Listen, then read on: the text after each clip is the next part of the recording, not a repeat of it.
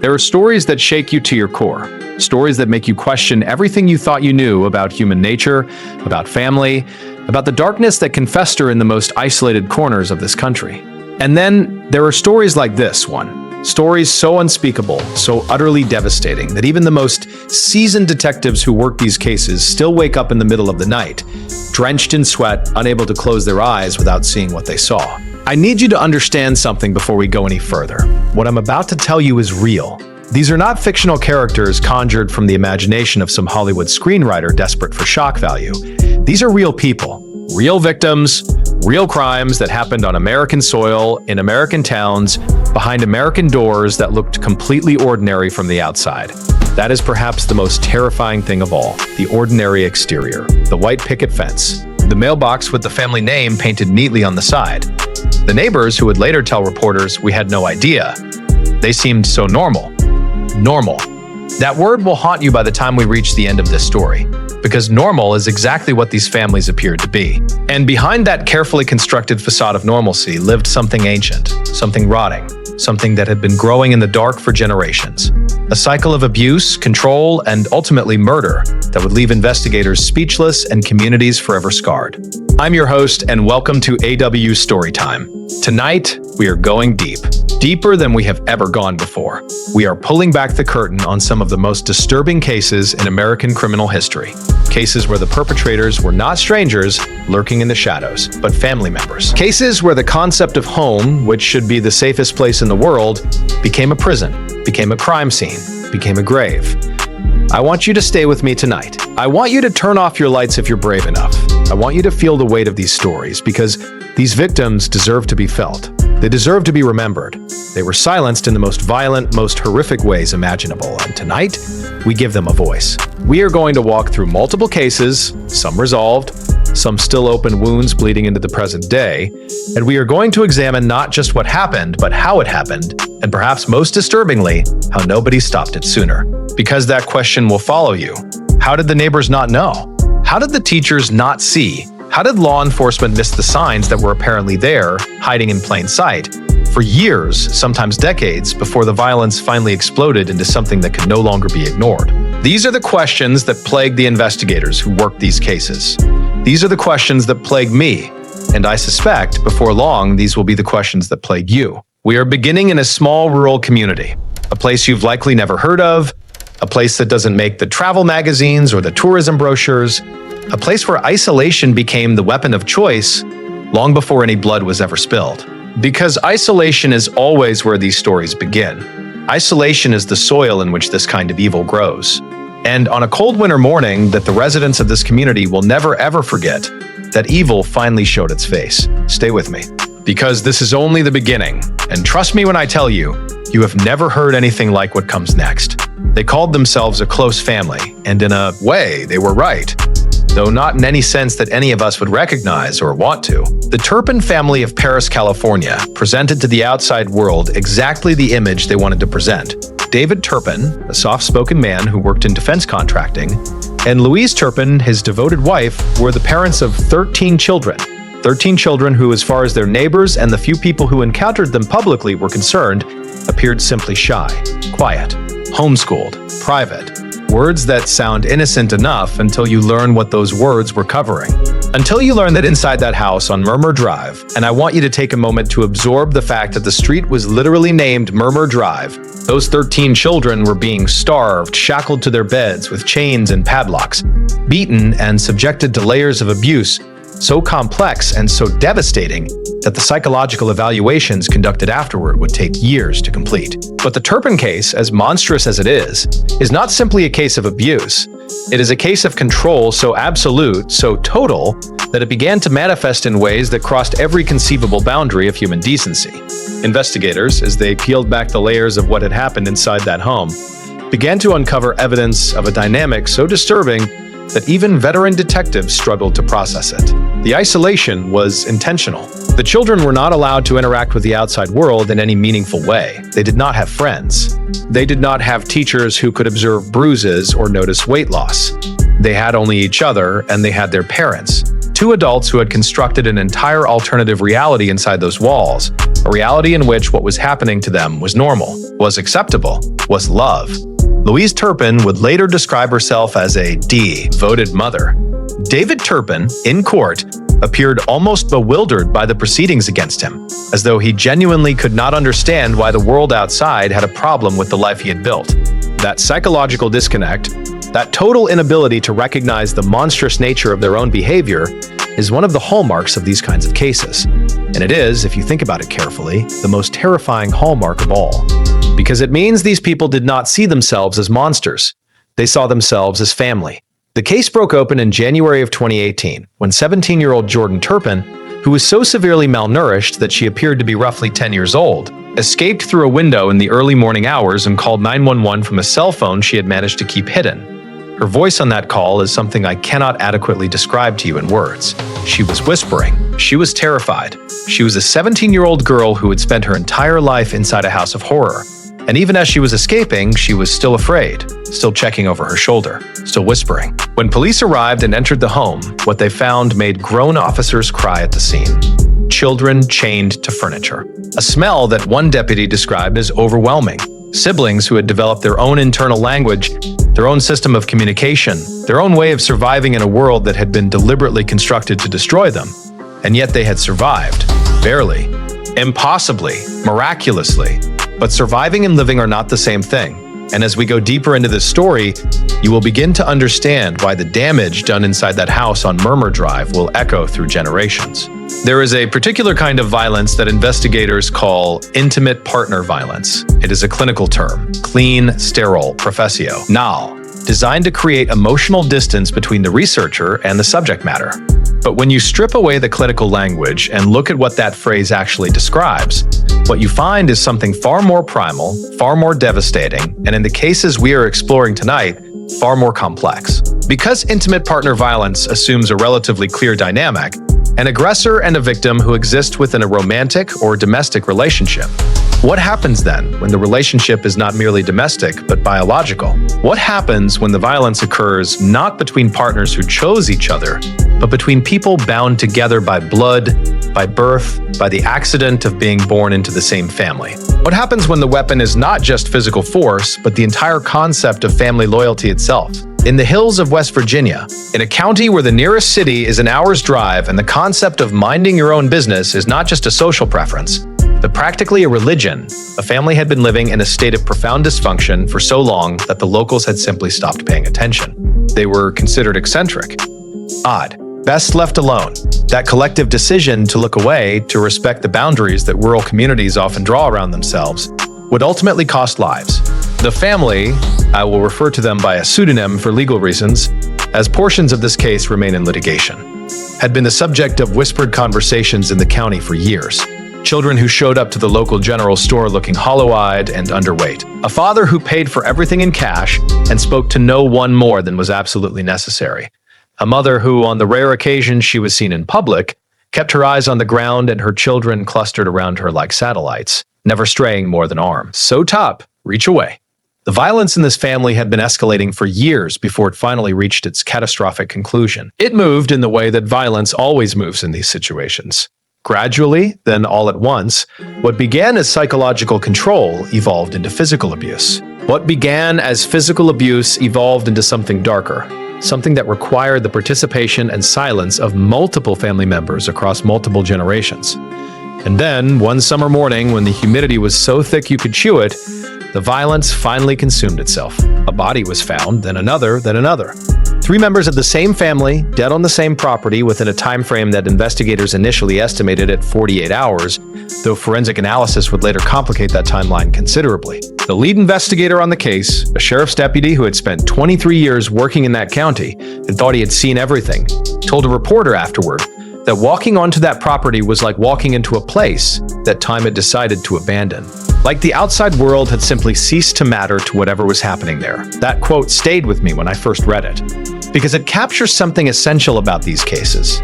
The way that total isolation creates its own reality, its own rules, its own moral framework so divorced from the one the rest of us operate within, that the violence, when it finally comes, feels almost inevitable to those inside it. Almost logical. That logic, that terrible, twisted, internally consistent logic, is what we need to understand if we are ever going to understand how these things happen. Every single one of these cases has children in it. I need you to sit with that for a moment. Every single one. Not as peripheral figures, not as background details, but as central character. See as victims who were present, who witnessed, who survived, or in the most heartbreaking cases, who did not. Children are the constants in these stories, and that consistency is not accidental. It is by design. Because children, particularly children who have been raised in total isolation, who have never been given the language to describe what is happening to them, who have been told from their earliest conscious moments that what exists inside their home is normal, are the perfect keepers of secrets. They do not know they are keeping secrets. That is the devastating genius of it. To keep a secret, you must first understand that what you know is something others do not know, and that there is a reason to conceal it. Children raised in these environments do not have that framework. They do not know that the rest of the world operates differently. They do not know that what happens to them behind closed doors is not happening to every other child in every other house on every other street. They simply know their world, and their world is all there is. This psychological reality, this complete epistemic enclosure, is what makes the statements of child survivors in these cases so simultaneously heartbreaking and critical to understanding. When children raised in these environments finally encounter the outside world, when a teacher or a social worker or a law enforcement officer finally asks the right question in the right way, what emerges is not a dramatic confession or a tearful unburdening. What emerges is confusion. What emerges is a child who does not understand why the adult across from them is crying, because the child is simply describing Tuesday, simply describing breakfast or bedtime or a Sunday afternoon, and watching the faces of the adults around them crumble with an emotion the child does not yet have the context to identify as horror. In the Frankel County case of 2009, a case that remained largely out of national headlines due to a combination of prosecutorial sensitivity around the child witnesses and a community that aggressively resisted outside media attention. A 7-year-old girl became the key witness in a triple homicide investigation. Her name has never been publicly released, and I will not speculate about it here because she deserves whatever protection anonymity can provide. What I will tell you is what investigators reported about the experience of interviewing her. They said she was cooperative. They said she was articulate for her age. They said she answered every question they asked her with a calm, matter-of-fact directness that they found, in their own words, profoundly unsettling. Not because she was lying, not because she was evasive, but because she was telling the truth, and she did not understand why the truth was upsetting anyone. She had watched things happen, things I will not describe in detail because this platform has standards, and because some things once described cannot be undescribed. And she narrated those things the way a child might narrate a cartoon, with the same flat affect, with the same assumption of normalcy, with the same total absence of the emotional register that the adults listening to her were desperately trying to maintain, for her sake. That little girl's testimony ultimately formed the backbone of a prosecution that resulted in 2 convictions. But the question that stayed with investigators long after the verdict, the question that ended her career in law enforcement because she simply could not stop asking it, was this: how long had that child been watching? Before the morning everything fell apart? In 1989, in a small community in rural Indiana, a call came into the county sheriff's department that would set off one of the most complex and disturbing investigations in that state's history. The caller was a man named Gerald Barnard, a neighbor who lived roughly a mile down the road from the property in question. And what he said when the dispatcher picked up was this: "I think something bad happened at the Whitmore place. Real bad." He was right. When deputies arrived at the Whitmore property, a sprawling, somewhat ramshackle farmhouse set back from the county road by a long gravel driveway lined with dead oak trees, what they found represented a crime scene so layered, so complex, and so deeply rooted in years of hidden family dysfunction that investigators would spend the better part of a decade trying to fully reconstruct what had happened there. Raymond Whitmore, 54 years old, was found in the kitchen. His wife, Doreen, 51, was found in the bedroom. Their adult son, Daniel, 32, was found in the barn outbuilding approximately 60 yards from the main structure. All 3 had died from gunshot wounds. All 3 deaths had occurred within what forensic analysis would eventually determine was a window of approximately 6 hours. But it was not the method of death that made this case remarkable. It was what investigators found when they began to dig into the history of the Whitmore family. What they found was a story that had been hiding in plain sight for 3 decades. Neighbors who, when interviewed, admitted that they had noticed things over the years, things that had seemed odd, things that they had explained away or dismissed, or simply filed under the category of not my business. began to paint a picture that was staggering in its completeness. The Whitmores had been intensely private. Raymond had controlled the family finances with an iron grip. None of the children, Raymond and Doreen, had 3, though only. Daniel still lived on the property, had been allowed to participate in school activities, to maintain friendships, or to bring outsiders onto the property. Doreen had not been seen alone by any neighbor in living memory. And then there were the things that the neighbors had not told anyone, the things they had known but had stayed quiet about. Because in that county, in that era, you minded your own business. You did not interfere, you did not ask questions that were not your place to ask. The things they had known but had stayed quiet about began to emerge slowly, reluctantly in the weeks and months following the murders. And as they emerged, the investigators working the Whitmore case began to realize that what they had initially treated as a straightforward domestic homicide was in fact the violent endpoint of a story that stretched back to the 1960s. A story involving control, abuse, and a family dynamic so distorted by isolation and psychological manipulation that the violence, when it finally came, had been building for longer than some of the investigators had been alive. The Whitmore case was never fully resolved in the way that the public expected. There was no dramatic arrest. There was no courtroom confession. There was a quiet, devastating conclusion that left more questions than it answered, and a community that went back to minding its business, a little more quietly, a little more carefully than before. Survivors of these crimes rarely speak publicly. I want to acknowledge that before we go any further, because I think it matters deeply to how we engage with these stories. The silence of survivors is not evidence of indifference, it is not evidence of complicity. It is evidence of something far more complicated. The profound psychological aftermath of having lived through experiences that the human mind was not designed to process. In the company, of people who were simultaneously the source of harm and the only family the survivor ever knew. That paradox, loving and fearing the same person, needing and being destroyed by the same relationship, is at the heart of why survivors of family-based violence so rarely speak openly about their experiences. Researchers who specialize in complex trauma, particularly trauma that occurs within family systems over extended periods, describe what they call a trauma bond. A trauma bond is not simply a matter of loving your abuser. It is a neurological and psychological phenomenon in which the experience of abuse, particularly when it alternates with periods of perceived care or normalcy, creates a form of attachment that can be more powerful and more difficult to break than almost any other human bond. When that bond exists within a biological family, when the abuser is a parent, a sibling, or another blood relative, the complexity multiplies.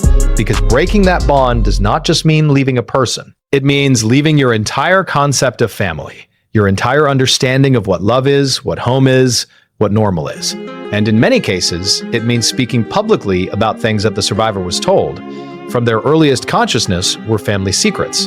Things that existed only inside the walls of the family home. Things that, if spoken of outside, would result in consequences. Consequences that were promised with the kind of quiet certainty that only someone who holds total power over you can project. The survivors I have encountered in my research for this documentary, some through their published memoirs, some through court records, some through the interviews they have granted to journalists over the years, share certain qualities that I have come to recognize. There is a particular kind of measured, careful quality to the way they speak. A thoughtfulness that goes beyond ordinary caution.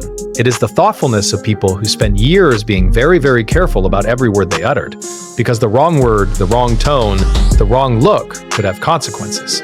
They carry that caution with them long after they are safe, long after the person they feared is gone. Some of them carry it for the rest of their lives, and yet they speak, despite everything, despite the fear, despite the shame that was placed on them by people who had no right to place it there, despite the psychological weight of betraying the family silence that was so thoroughly conditioned into them.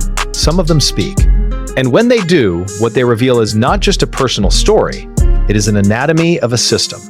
A system of control so sophisticated, so thoroughly embedded in the daily texture of their lives, that dismantling it in therapy takes years, sometimes decades. What they reveal, when they speak, is how these things happen. Not in a single dramatic act of violence, but in 10,000 small daily acts of erosion. 10,000 small moments in which a child learns that their voice does not matter, that their body does not belong to them, that the world outside is dangerous, and the family that is harming them, is the only safe harbor. These stories matter, not because they are sensational, because they are true. There is a particular category of law enforcement professional that those within the field sometimes call a lifers, not in the prison sense, but in the sense of someone who carries a case with them for the rest of their life. Someone for whom the phrase closed case is a bureaucratic fiction rather than an emotional reality. Every major investigation into family-based violence and murder seems to produce at least one of these individuals. Someone who worked the case in an official capacity, filed the paperwork, testified in court or submitted their findings to the district attorney, and then went home and never truly left. I spent considerable time in the preparation of this documentary, examining the testimonies, memoirs, and public interviews of law enforcement professionals who worked on cases of the type we are discussing tonight. What emerged from that research was a portrait that is as disturbing in its own way as the cases themselves. These are people, dedicated, experienced, professionally accomplished people, who describe a kind of psychological haunting that they were entirely unprepared for. Not because they were naive about violence, most of them had decades of experience with violent crime, but because the nature of the violence in these cases was different in a way that proved uniquely difficult to process. One retired detective, a man who spent 31 years with a major metropolitan police department and worked some of the most high-profile homicide cases of the 90s, described it this way in a published interview. The thing that stayed with him was not the violence itself, but the love. He kept using the word love. He said that what made these cases impossible to leave behind was the evidence, in family photographs and journals and the testimony of survivors, that genuine love had existed alongside the violence. That the people who committed these acts had also experienced genuine moments of tenderness and connection with the people they harmed. That the picture was not simply one of monsters and victims, but something far murkier and far more disturbing. Because monsters are comprehensible. We understand monsters. We have been told stories about monsters since childhood, and we know how those stories end. The monster is slain, the village is saved, order is restored. But what do you do with a father who read bedtime stories to his children and also destroyed them? What do you do with a family system in which love and violence were so thoroughly entangled that the survivors themselves could not always distinguish between the two? What do you do with evidence that the person who committed the most grievous acts was also, in some genuine and unironic sense, loved by the people they harmed? These are the questions that keep the lifers up at night. These are the questions that a clean case file and a signed conviction cannot answer. And these are, in the end, the questions that drive the unsolved cases, the ones we will be discussing later in this documentary, deeper into the realm of the truly terrifying. Because in the unsolved cases, you cannot even have the cold comfort of an answer. You have only the questions and the silence where the answer should be, and the knowledge that somewhere out there the story is not finished yet. I want to take you to Tennessee, specifically to a rural stretch of Scott County that sits so deep in the Cumberland Mountains that the cell service drops out before you reach the county line, and the roads narrow to one lane with passing turnouts cut into the hillside. It is, in the truest sense, a place apart from the rest of the world. And in 2004, became the epicenter of a case that Tennessee law enforcement officials still discuss in hushed tones. A case that combined elements so extraordinary, so deeply shocking, that when the initial reports came out of Scott County, most of the major news organizations that picked them up felt compelled to triple verify the facts before publishing. The family at the center of this case had lived in Scott County for 4 generations. They were known by everyone, liked by most, the kind of family that shows up at community events, that waves from the porch, that brings food when someone in the neighborhood is sick, the kind F family that nobody worries about. The patriarch, I will call him Earl, which is not his name, was in his mid-60s by the time the events of October 2004 unfolded. He was described by those who knew him as opinionated and domineering, but fundamentally decent. He had strong views about family loyalty, about keeping things inside the family, about the outside world being a place full of people who would take advantage of you if you gave them the chance. These views, which might have seemed merely eccentric in any other context, turned out to be the ideological scaffolding of something far darker. Investigators who later reconstructed the family's history through interviews, financial records, and the deeply reluctant testimony of surviving family members found evidence of a pattern of control and abuse that dated back at least to the early 1970s. A pattern that had been so normalized within the family system that the adult children of this patriarch, people in their 30s and 40s, with their own children, had largely internalized it as simply the way things were, the way the family worked, the way families worked, period. When Earl died in the summer of 2004, what should have been a straightforward death in a family of advanced age became something else entirely. Questions emerged, first quietly among the family themselves, and then louder as certain family members began to speak to people outside the family for what appeared to be the first time in years. The questions were about money, about property, about who had known what and when. And then one of the adult children made a phone call to the Scott County Sheriff's Department, and everything changed. What investigators found when they began to pull on the threads of that phone call was a tapestry of concealment so elaborate, so carefully constructed over so many decades, that one of the lead investigators later compared it to an archaeological dig. Each layer you removed revealed another layer beneath it, older and more disturbing than the one above. By the time the investigation was complete, 4 deaths across 3 decades had been reclassified. And the family that the community had known for 4 generations revealed itself to be something that no one, not the neighbors, not the school, not the local church, had ever imagined it to be. To understand how these things happen, you need to understand what psychologists and family systems theorists call a closed family system. It is a concept that sounds academic, but describes something viscerally, immediately recognizable once you have the language for it. A closed family system is, at its most basic, a family unit that has drawn a very clear and very rigid line between itself and the outside world. All information flows inward, but not outward. All loyalty is directed toward the family, first, last, and always. All threats, real or perceived, are identified as coming from outside the family. All problems of any kind, at any severity, are to be solved within the family, without outside intervention. Sound familiar? It should, because elements of this description exist in perfectly healthy functional families all over the world. The difference between a healthy form of family cohesion and a pathological closed system is not a matter of kind, but of degree. It is a spectrum, and it is possible to move along that spectrum so gradually across so many years that no single step along the way feels dramatic enough to sound an alarm. This is precisely how these family systems maintain themselves. Not through dramatic sudden shifts into darkness, but through a long, slow drift. A drift that is often invisible to those inside it precisely because they are inside it. The drift is normalized at every step. What felt slightly wrong 2 years ago feels completely normal today because today it is the new baseline. And the next shift will feel normal in 2 more years. Psychologists who specialize in this area describe a phenomenon called the normalization of the abnormal, a process by which experiences that any outside observer would immediately identify as abusive or dysfunctional come to feel, to those inside the system, like simply the way things are, like weather, like gravity, like something that has always been there and will always be there, and that it would be strange to question. This normalization is the engine that powers closed family systems. It is what makes them so extraordinarily difficult to disrupt from the inside, because disruption requires recognizing that something is wrong.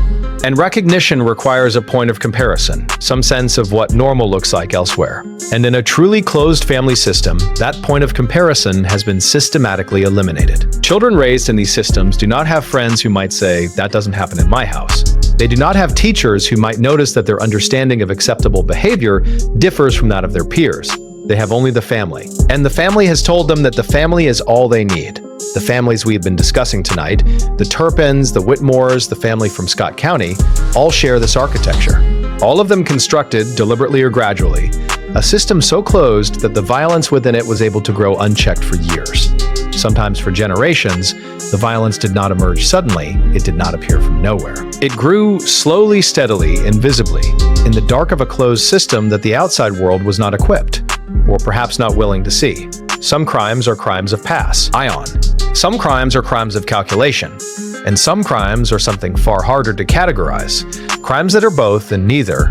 Crimes that emerge from such a long and complex history of trauma and dysfunction that even the perpetrators, sitting in interrogation rooms years later, struggle to explain how they arrived at the moment of violence.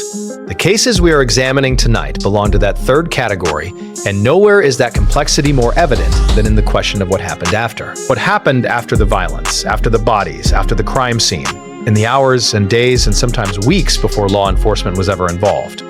Because in the vast majority of these cases, there was an after.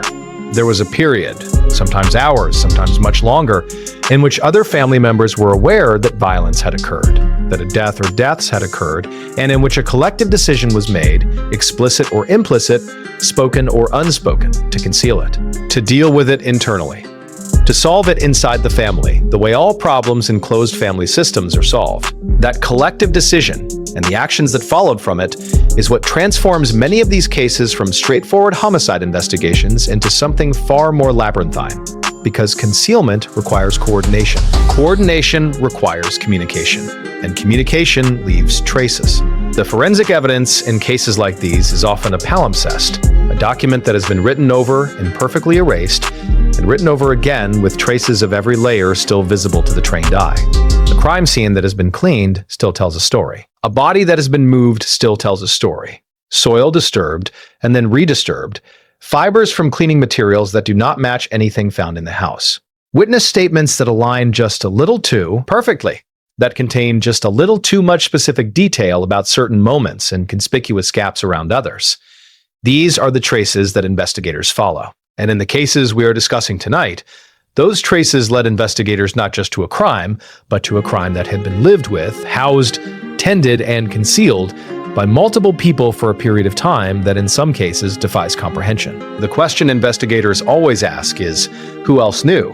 And in these cases, that question is always more complicated than it appears, because the answer is almost never as simple as no one or everyone. The answer lives in the complicated middle, in the gray zone of people who suspected and did not act, who knew pieces but not the whole, who were complicit not through malice but through fear, through conditioning, through a lifetime of being taught that what happens inside the family stays inside the family. That gray zone is where the most uncomfortable truths about these cases live. Not in the violence itself, but in the silences around it. In 2011, a case emerged from a rural county in Georgia that forced the national conversation about family violence into territory that most people had actively avoided. It was a case that involved 3 generations of a single family, a farmhouse that had been in the family since the 1940s, a series of deaths spanning nearly 20 years, and a survivor whose testimony, when it finally came, was so comprehensive and so detailed that prosecutors initially questioned whether it could be accurate. Not because they doubted the survivor's sincerity, but because the scope of what she described seemed almost impossible to contain within a single family's history. Her name was not released at here. What I will tell you is that she was in her mid-30s when she first spoke to investigators, that she had left the property only twice in her adult life before the circumstances that eventually led to her contact with law enforcement, and that she had spent the entirety of those mid-30s years keeping a journal. A handwritten journal, stored in a location she had identified and prepared years before she ever used it. A location she had kept secret, she said, since she was 14 years old. That journal, which ran to over 800 handwritten pages across multiple composition notebooks, became the central evidentiary document in a prosecution that would ultimately result in 4 convictions. It was a document that described, in the patient and precise detail of someone who had made peace with the idea that no one might ever read it, the internal life of a family system so thoroughly closed, so completely turned in upon itself that the violence within it had become invisible to everyone, including at times the survivor herself. The journal did not read like a cry for help.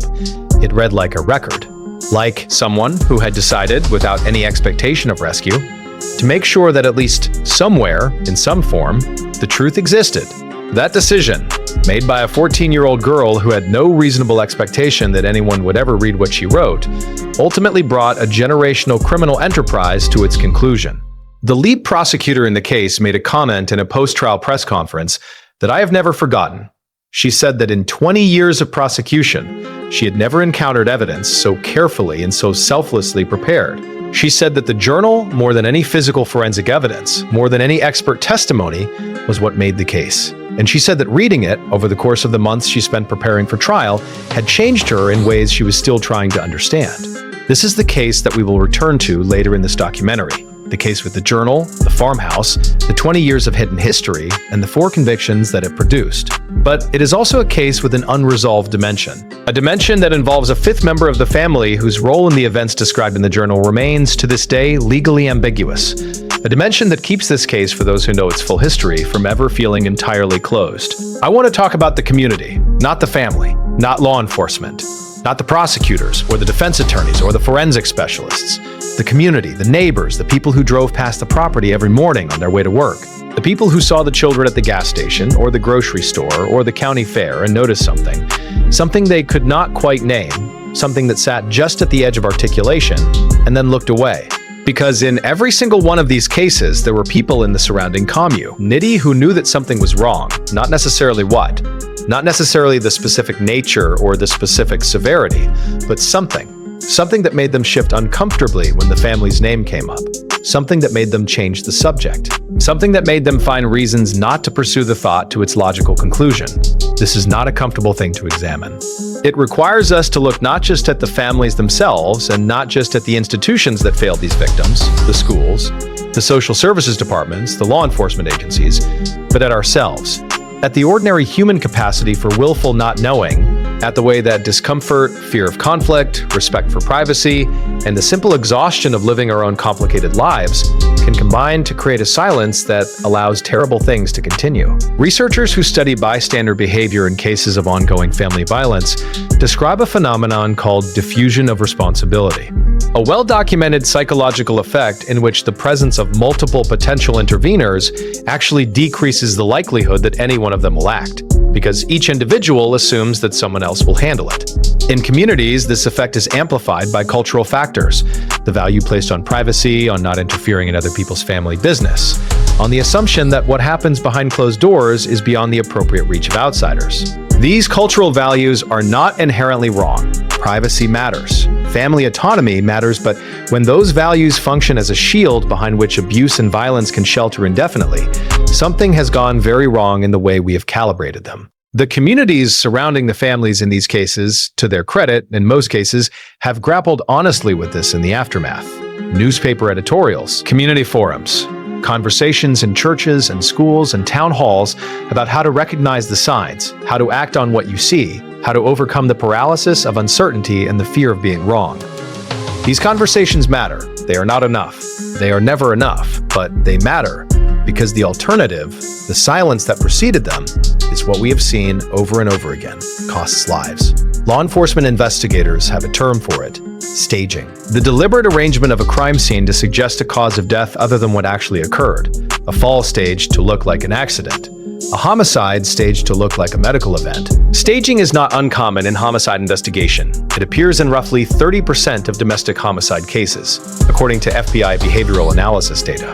But in cases involving closed family systems and multi-generational violence, staging takes on an additional dimension of complexity, because in these cases, the staging is often not a frantic, improvised act committed in the immediate aftermath of violence. It is a deliberate, methodical, and sometimes collaborative process carried out by multiple family members who have had time, sometimes considerable time, to plan and prepare.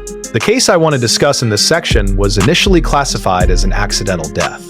A man in his late 50s found at the base of a staircase in his home, with injuries consistent with a fall.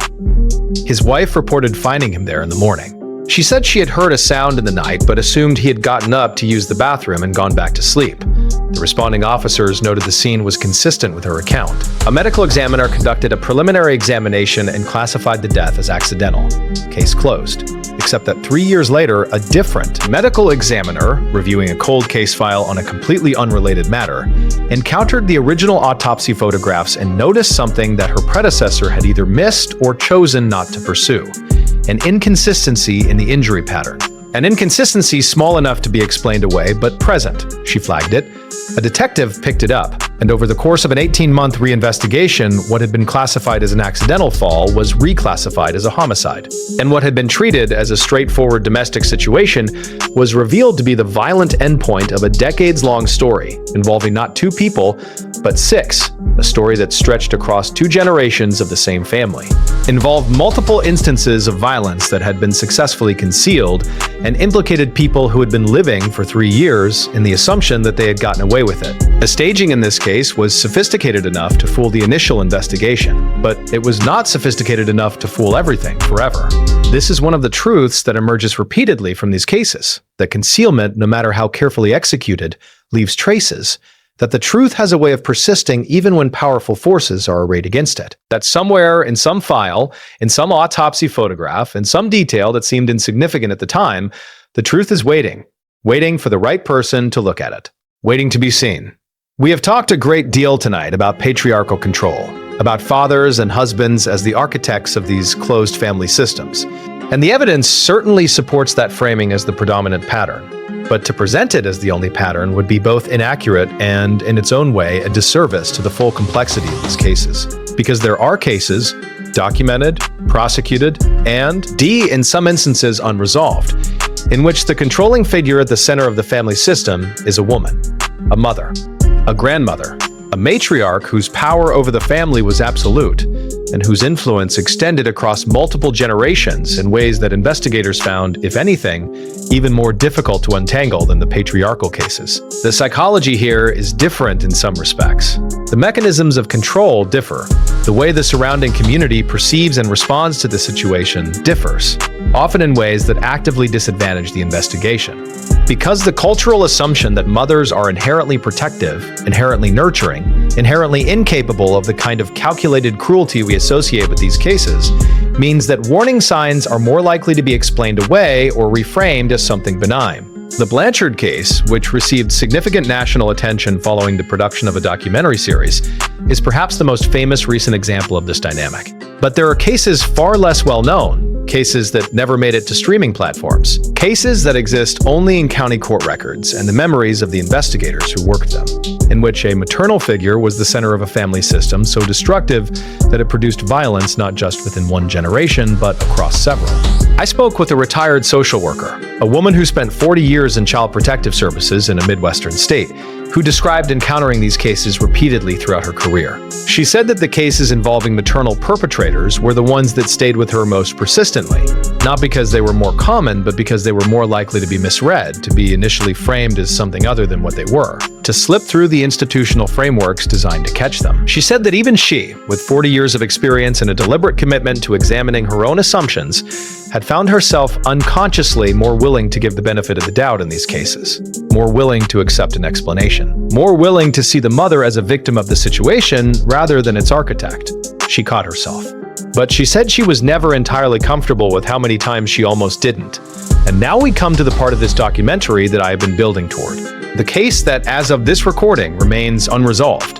The case that investigators believe they understand, that they believe they have largely reconstructed in its broad outlines, but that they cannot prove, cannot close, cannot bring to a conclusion that provides any measure of justice for the people who deserve it most. The case originates in a county in rural Alabama. It involves a family that has lived in the same general area for 5 generations. It involves deaths, multiple deaths spanning a period of over 30 years, that were all classified at the time of occurrence as natural or accidental, and that investigators now believe were anything but. The investigation was triggered in 2018 by a DNA genealogy match, the increasingly common situation in which a private ancestry testing service returns a result that catches the attention of law enforcement working the cold case. The match in this case connected evidence from a scene that had been classified 30 years earlier as a natural death to a living family member who was not known to have been present at the scene. That match opened a door, and behind that door was a room that investigators describe as the most complex they have ever entered. The family in question, I will call them the Hayden family, though that is not their name, had over the course of 5 generations developed a family system so thoroughly closed, so completely turned inward, that the investigators working the case initially struggled to identify who, exactly, was a member of the family. The boundaries were not clear. The relationships were not what they appeared in public records. The family, as it existed in reality, bore only a partial resemblance to the family as it appeared in any official documentation. What investigators found as they worked through those 30-plus years of family history was a pattern of deaths, a pattern of concealment, a pattern of behavior that viewed in isolation might be explainable by coincidence or circumstance. But that viewed as a whole formed a picture so coherent and so damning that the lead investigator told a colleague, in a statement that later appeared in a court filing, that in 30 years of law enforcement, she had never seen evidence of a pattern this clear that she was simultaneously unable to prove in court. Unable to prove because the witnesses were not willing to speak.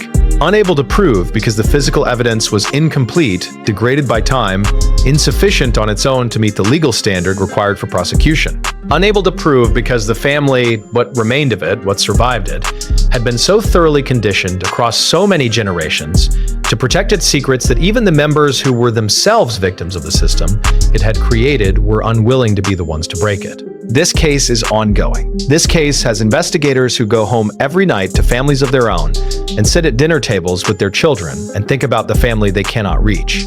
This case has victims who have never received justice and may never receive it, and whose names I cannot tell you because to do so would compromise the investigation that is still quietly grinding forward. This case, That's the reason I made this documentary. Let me tell you about the moment the Alabama case broke open. Not in court. It is not broken open in court. Not for law enforcement in any formal prosecutorial sense. But epistemically, the moment investigators went from suspecting a pattern to understanding a pattern. It began with a test. A simple, inexpensive DNA test of the kind that millions of Americans have taken in the past decade, swabbing the inside of their cheek and mailing the sample to a commercial genealogy company in hopes of discovering a distant cousin or confirming a family legend about ancestral origins. Somewhere in America, a person took one of those tests. That person believed they were looking for family history. What they found, what the investigators who were eventually notified found, was family present.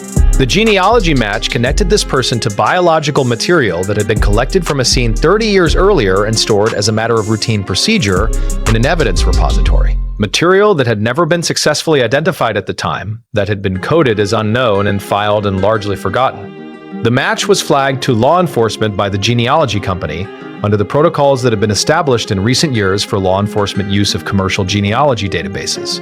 An investigator pulled the old file, read the original reports, looked at the photographs, and made a call to a colleague in the cold case unit. That call began a 2-year investigation that ultimately produced a case file running to over 3,000 pages, a case file that tells a story so complete, so internally consistent, so thoroughly documented across decades of evidence, that the investigators who compiled it believe it beyond any reasonable doubt. They believe it. They cannot prove it. The distinction between believing and proving, between the investigative certainty and the legal standard, is one of the most profound frustrations in criminal justice, and nowhere is it more acutely felt than in cold cases of this kind. Cold cases where the evidence is circumstantial but overwhelming. Cold cases where the witnesses exist but will not speak.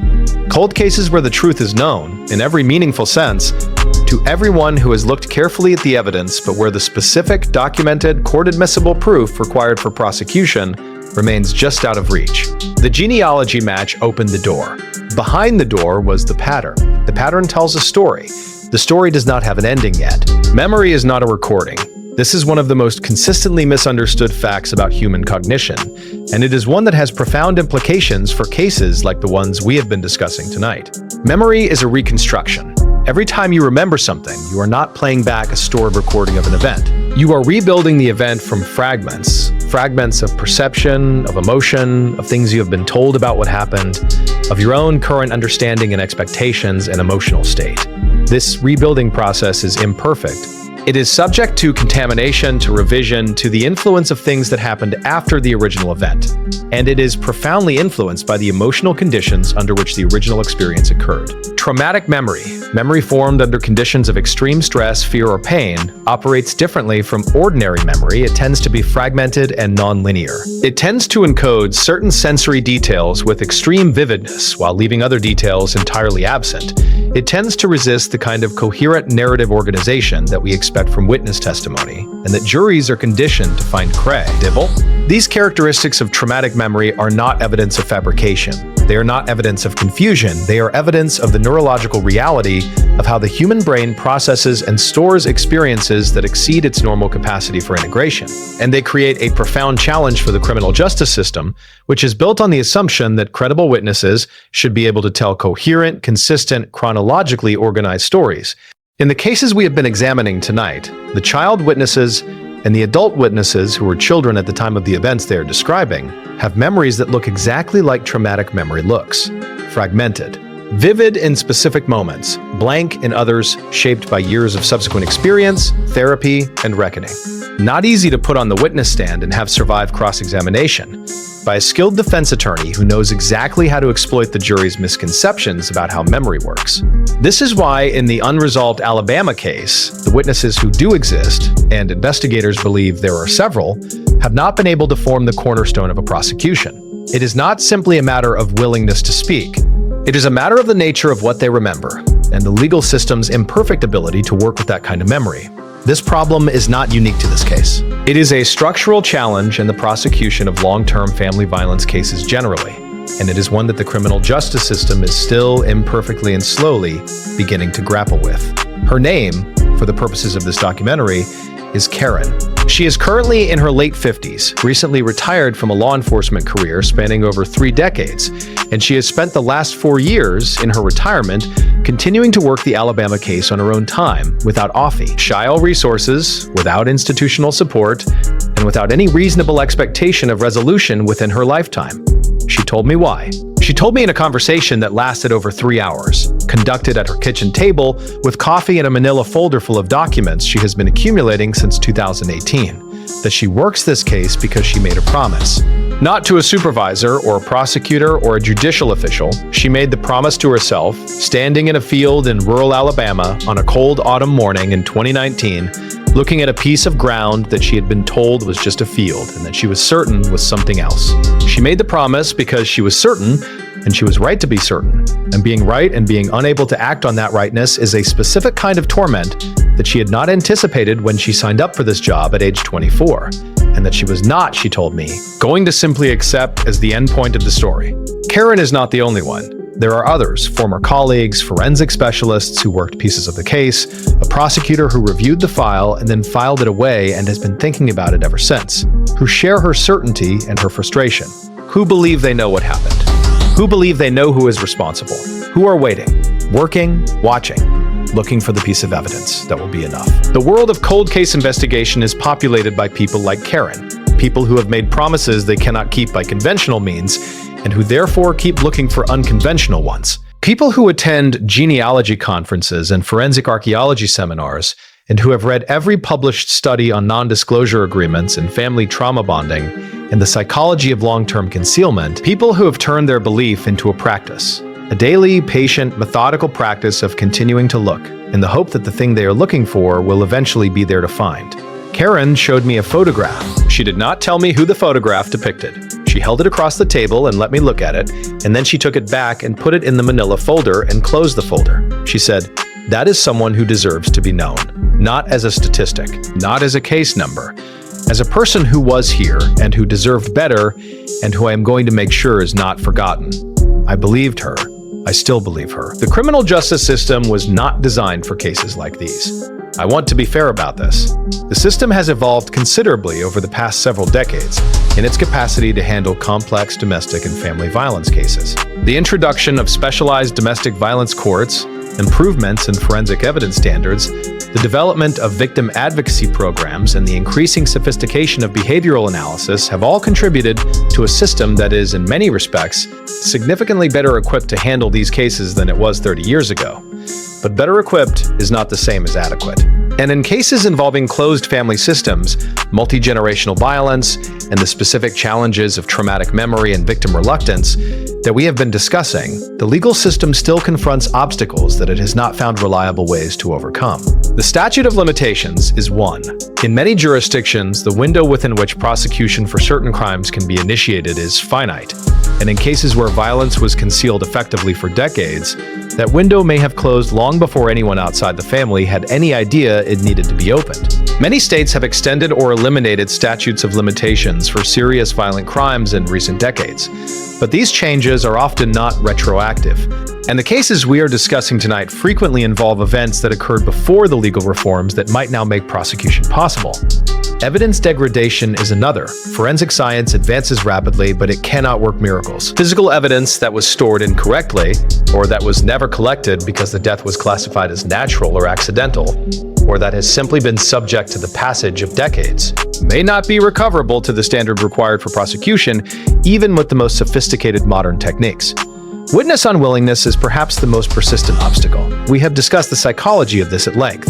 The legal system has developed some tools to address it: immunity agreements, victim advocate support, specialized interviewing techniques, but it has not found a reliable way to transform a witness who is genuinely unwilling to testify into one who will. And in cases like the Alabama case, where the witnesses themselves are bound by a lifetime of conditioning and trauma bonding that goes to the very core of their sense of self, the unwillingness is not simple recalcitrance. It is something far deeper and far more resistant to conventional legal leverage. The legal labyrinth is real. It is not a failure of individual prosecutors or investigators. It is a structural reality that emerges from the collision of the legal system's requirements with the specific nature of these crimes. And it is what keeps cases like the Alabama case in the category of the unresolved, known but unproven, documented but uncharged, certain but unwinnable, for years and sometimes decades after the truth has become, to those close enough to see it clearly, self-evident. In all of the darkness of what we have been discussing tonight, there is something I want to make sure we do not lose sight of: the survivors. The people who lived through these family systems and found their way out, who escaped or were rescued, or who simply endured long enough for the system to collapse around them, who then faced the impossible task of rebuilding a self that had been formed entirely within a world that was itself a lie. This process, the process of rebuilding, is not linear. It is not clean. It does not proceed from point A to point B in the orderly fashion that we sometimes imagine when we use words like healing or recovery. It circles back. It contains setbacks that look like disasters. It involves grieving losses that are nearly impossible to explain to someone who has not experienced them. Because the losses include not just the trauma, but the version of family that existed alongside the trauma, and that was, in some genuine and terrible sense, all the survivor ever knew. And yet, and this is the part that I find honestly remarkable, survivors rebuild. Some of them rebuild in extraordinary ways. The survivor I mentioned earlier, the woman who kept the journal for 20 years in a hiding place she had prepared since age 14, is today a licensed therapist. She works primarily with survivors of family-based trauma. She told an interviewer that she went into that field because she knew from the inside what it felt like to have no language for what had happened to you, what it felt like to need someone to hand you the words. So she learned the words, and then she became the person who hands them out. There are others, a survivor of a closed family system in rural Kentucky who is today a family court advocate, fighting for children who are where she once was, a man who spent the first 20 years of his life on a property that was functionally a prison, who today runs a nonprofit dedicated to training teachers and school counselors to recognize the signs of family-based abuse. These are not exceptional people in the sense of being different from the rest of us. They are exceptional in the sense of having survived something that should not have been survivable, and having found in that survival not just relief, but purpose. They are the reason this story does not end in darkness. They are the reason, in the end, beyond all the horrifying details, beyond all the unanswered questions and the legal labyrinths, and the cold case files, that we tell these stories at all, not to sensationalize, not to shock, but to bear witness, to say, this happened, and these people mattered, and they are still here. I want to give you something concrete tonight, something that goes beyond the narratives, beyond the history, beyond the psychological framework, and into the practical. Because this documentary ultimately is not just about what happened in the past, it is about what might be happening right now, somewhere nearby, behind a door that looks completely ordinary from the outside. And so I want to walk through the warning signs, the signs that appeared in retrospect in every single one of the cases we have discussed tonight, the signs that neighbors noticed and dismissed, the signs that teachers flagged and then let drop, the signs that social service workers visited to investigate and came away from reassured. The first is isolation. Not ordinary introversion or family privacy, but systematic isolation. Children who are never seen with peers, adults who are never seen alone, a family unit that functions as a closed loop with no visible social connections outside itself. This kind of isolation does not look dramatic from the outside. It looks quiet. It looks like people who just keep to themselves. The second is control of communication. Situations in which family members consistently speak through or in the presence of a single individual. Situations in which certain family members appear unable to speak freely, who look to another family member before answering questions, who give responses that feel scripted or monitored. The third is physical indicators. Unexplained weight loss, age-inappropriate behavior in children, either extreme regression or extreme precocity in areas where a child should not have adult knowledge. Flinching, a hypervigilance in the body that is visible to anyone paying attention. The fourth, and this one is subtle enough that I want to spend a moment on it, is the over-explained normal. The family that works just a little too hard to explain why everything is fine.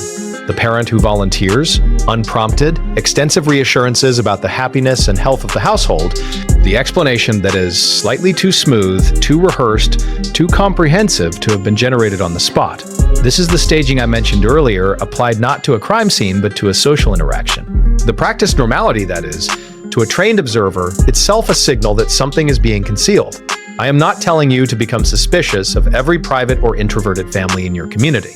I am telling you that if you see these signs, particularly in combination, particularly persisting over time, they are worth a phone call. They are worth, at minimum, a conversation with someone whose job it is to investigate. Because the alternative, the decision to look away, to mind your own business, to assume that someone else will handle it, is how the stories we have discussed tonight were allowed to happen, is how the Alabama case remains unresolved, is how, right now, somewhere in this country, a door that looks ordinary from the outside is hiding something that is not ordinary at all.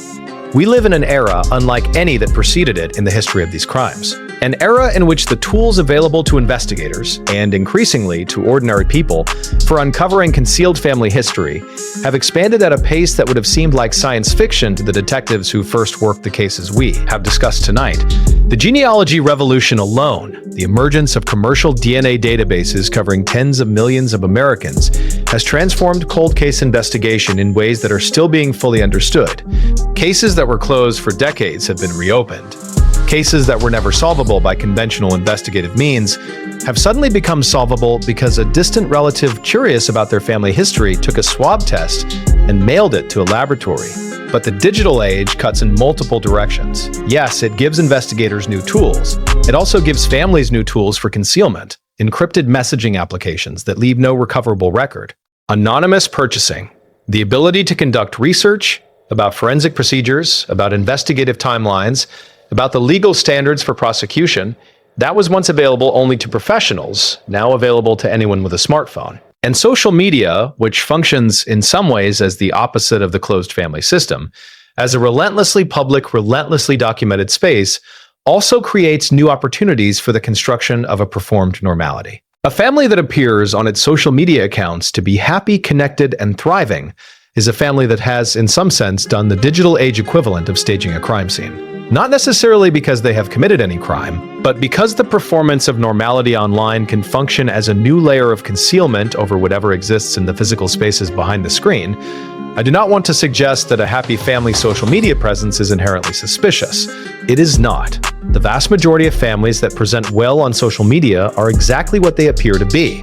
But in the context of cases where concealment has been a deliberate and sophisticated strategy, the investigation of a family's digital presence has become an increasingly important tool for understanding the gap between public presentation and private reality. The Alabama case, which began in 2018, has benefited from exactly this kind of digital investigation. And what investigators found in the digital layer, in deleted posts, in metadata, in geolocation data connected to specific dates and events, filled in pieces of the picture that the physical evidence alone could not complete. Not enough. Not yet. But more than nothing. I want to step outside the documentary frame for a moment. I want to speak to you not as a researcher or a narrator, but as a person who has spent months living with these stories. Months reading the case files, the court transcripts, the survivor memoirs, the retired investigator interviews, the forensic reports. Months thinking about the families, all of the families, the victims and the perpetrators and the bystanders and the survivors, and the people still living in the unresolved middle of the Alabama case, not knowing whether the knock on the door is coming or whether the story is just going to continue, quietly and unresolved. Until everyone who knows the truth is gone, I lost sleep over this story. I want to be transparent about that because I think it matters. I think the willingness to be disturbed by this material, genuinely disturbed, not in the performed way that sometimes passes for engagement with true crime content, but in the bone-deep, 3 a.m, lying awake in the dark, genuinely disturbed way, is the appropriate response to what we are talking about. These are not entertainment. They are not puzzles. They are not mysteries in the cozy sense of that word. They are the real lives of real people, people who suffered, people who died, people who survived and are still living with the aftermath, people who are waiting for justice that ye never come. And the appropriate register for engaging with them is not excitement or fascination, but something closer to grief. Grief and responsibility. Responsibility to carry these stories honestly, to share them not for the shock of them, but for the weight of them. To ensure that the names that can be named are named, and that the victims who cannot be named are nonetheless treated as what they were, people, whole and real and deserving, rather than as data points in a true crime statistic. I made this documentary because I believe in the power of bearing witness. I believe that the stories that are hardest to tell are often the ones most necessary to tell. And I believe that you, the person watching this, at whatever hour, in whatever circumstances, have the capacity to hold this material with the seriousness and the compassion it deserves. I believe that because the alternative, the looking away, the changing the channel, the deciding that this is too dark and too complicated and too far removed from your own life to be worth your attention, is not a neutral act. It is a choice. And it is the same choice that allowed these stories to happen in the first place. Justice is not a destination. This is something I have come to understand more deeply in the course of making this documentary than I understood before I began it. We talk about justice as though it is a place you arrive at, a verdict, a sentence, a case closed, a file filed and done. But the cases we have been discussing tonight, particularly the Alabama case, particularly the unresolved dimension of the Georgia farmhouse case, particularly the questions that still surround the Whitmore property and the Bean family of Scott County, these cases reveal the inadequacy of that conception of justice. Because the people who deserve justice are still waiting. Some of them have been waiting for decades. Some of them are no longer alive to wait. And the justice they deserved was not just the conviction of the people who harmed them, though that matters deeply and urgently.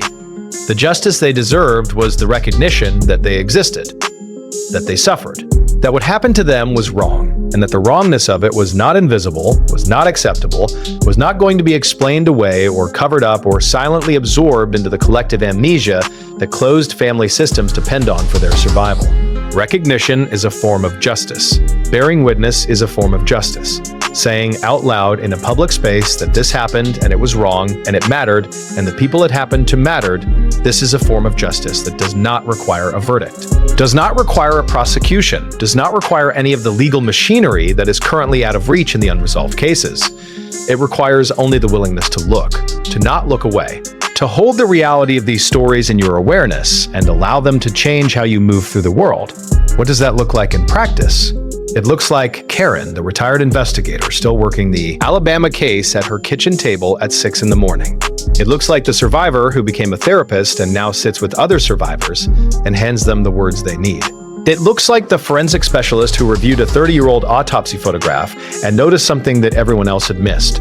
It looks like you, watching this documentary, allowing yourself to be genuinely disturbed by it and carrying something of that disturbance back out into the world with you when it's over. Justice is not a destination. It is a practice. It is the daily decision to keep looking, to keep asking the question, to refuse to accept the silence as the final word. The silence is not the final word. Tonight is evidence of that. We have reached the end of this documentary, but the stories we have told tonight do not end here. They continue in court files and cold case units, in therapy offices, and survivor memoirs in the daily practice of people like Karen who have made promises they intend to keep. And they continue in the communities where the next version of these stories is, right now, still in its early chapters, still growing in the dark, still waiting to be seen.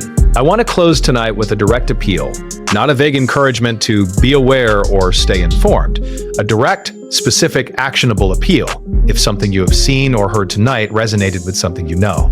If a family member's face appeared in your mind while I was describing the warning signs, if something you have walked past or looked away from or filed under "not my business" suddenly looks different in the light of what you now know, please make the call. The National Domestic Violence Hotline is available 24 hours a day, 7 days a week. The Child Help National Child Abuse Hotline is available 24 hours a day, every day, and has staff who speak multiple languages and who are trained specifically to help callers navigate the uncertainty of what to do when they are not sure whether what they have seen rises to the level of a crisis. You do not have to be certain to make a call. You do not have to have proof. You have to have a concern. That is enough. The people who staff these lines understand uncertainty. They understand the fear of being wrong. They will not ask you to be certain. They will ask you to tell them what you know, and they will help you figure out what to do with it. And if the concern is about something historical, about a cold case, about a death that was classified incorrectly, about a family history that someone has been carrying alone for years, law enforcement agencies in every state have cold case units that accept tips, that take anonymous calls, that have been transformed by the genealogy revolution into organizations with tools they did not have even 10 years ago. The Alabama case may yet be solved. The Whitmore case may yet yield new evidence. Cases that have been cold for decades are being reopened every year as new technology, new techniques, and new witnesses who are finally ready to speak bring new possibilities. The story is not over. not for the investigators. Not for the survivors, and not for you if something tonight moved you to look at something you've been looking away from. Look, make the call. If you have been here with me tonight, if you have stayed through all of it, if you have let these stories in, please share this documentary. Not because of the views or the algorithm or any of the reasons content is usually shared. Share it because someone you know might need to hear it, might need to see their own situation reflected in these stories, might need the language that these stories provide, might need to know that they are not alone, that what happened to them is not normal, that there are people out there, investigators and therapists and advocates and former survivors who became professionals, who are waiting to help them. The darkness behind the closed door does not have to win. It has lost before. It will lose again, but only when someone, somewhere, decides to open the door.